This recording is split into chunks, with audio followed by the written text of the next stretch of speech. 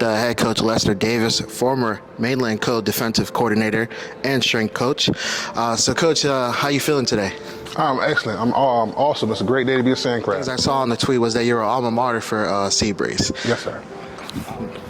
This is my old stomping ground. It's a surreal feeling being home. I really didn't understand how surreal it was until I came and stood on the practice field and just seen for the first time in a long time the view that I used to see walking out of the locker rooms to go to practice and stepping on that field. Man, it's amazing. The call to be the head coach here at Seabreeze was a quick yes. It wasn't even a second thought. I had already done the research as far as talking to Coach Brown and talking to some community guys about what their thoughts about where the school was and where it was going. I knew it had a very big backing by the Booster Club and the other supporting staff. I knew the administration, Mr. Tucker, Don Presley, and Coach Mr. Bradley Montgomery were going to be definitely behind me as a football coach, so it was an easy yes when they called. It was bittersweet leaving Mainland because I developed so many relationships, but coming home is no greater feeling. Dominique Roberts is special relationship. When he was playing here at Seabreeze, I was away in college doing my thing, but at the same time, Dominique actually stayed across the street from me on the same street when we were younger. He was literally, I see him grow up, he seen me play, I see him grow up, play the little rec league, and to see him blossom to the quarterback that he was phenomenal. And then I called him and he said, "Coach, you don't understand what that would mean to me." And right then I knew he was the perfect choice because I knew it meant more to him than just being a coach. It meant coming back to his alma mater and also being able to give back to the kids what he got and trying to uproot or uprise the program to back to its glory days is definitely our mission. Coach Campbell, I kind of met him my first year at Mainland. He was the offensive line there, coach there. Then he had ended up transitioning to Atlantic High School.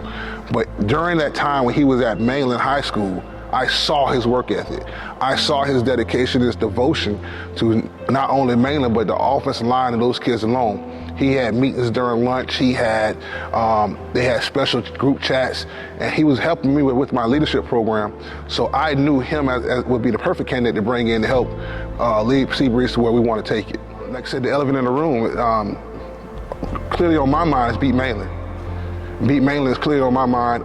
Yes, I was just there, and Coach Travis Rowland and I love him to death, and he loves me, and we do understand this is the nature of the beast.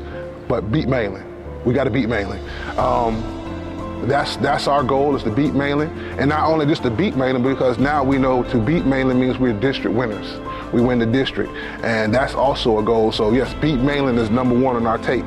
As far as the strength of schedule is concerned, we're going to play the people who are definitely are relevant to us.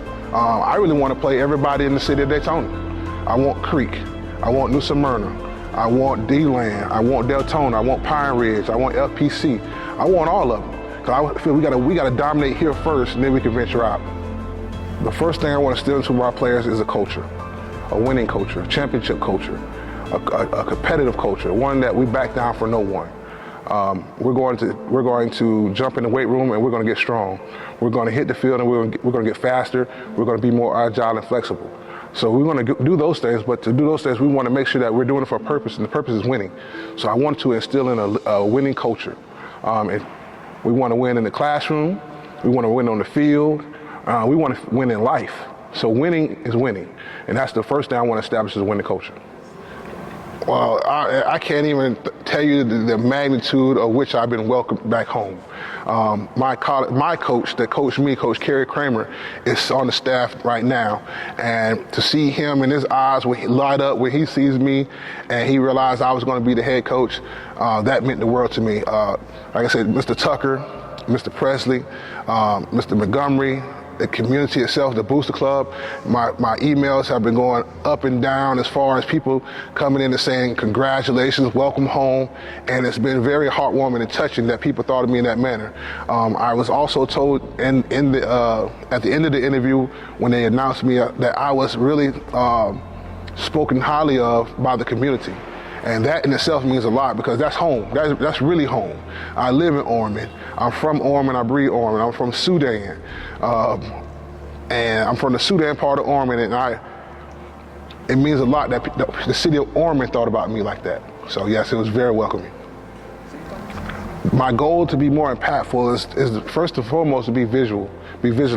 I want them to see me. I want them to see me at their games. I want them to see me at their practices, much as possible, because of course they're practicing during some of the same times that we're practicing, but their games are primarily on Saturday, so I could definitely be there.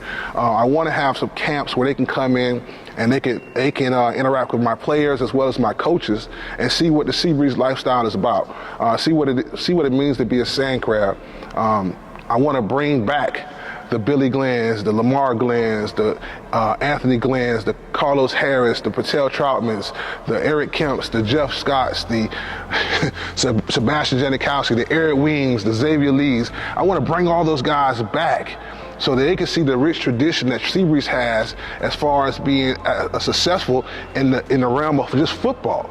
Not to mention basketball and baseball and track, but I want our youth to know, because just like anything, if we don't remind them of our past, they'll definitely forget it. And I want to remind them just how great Seabreeze was and where we're going to take Seabreeze to, and they can be a part of it. I want them to be a part of it. Come be a crab. I remember a time in Daytona where you would go to Municipal Stadium and it would be packed out. One side would be red, the other side would be blue and gold. And you didn't know who was going to win the game. I remember a time where you had to get there early, because if you did not, you could not find a seat at Municipal Stadium. I remember a time when you can go in from store to store and not know what team that person pulled for right here in Daytona. I want to bring that old thing back. I want to bring it back to that time. I want to bring it back to a time where the Mainland Seabreeze game was packed out, and it meant something, and it meant something about playoff implications, seeding, bragging rights for the city, and it was not just going to see Mainland do their thing, but it was going to see who was actually going to win. Let's bring that back. That's my expectation. That's my claim to the city. That's my claim to y'all. Let's bring that old thing back to Seabreeze. Let's take Seabreeze back to the heights of going 9-1, undefeated seasons, and possibly playing for state championships. Let's bring that old thing back. That's my pitch to this community. That's my pitch to the city. Let's bring that old thing back.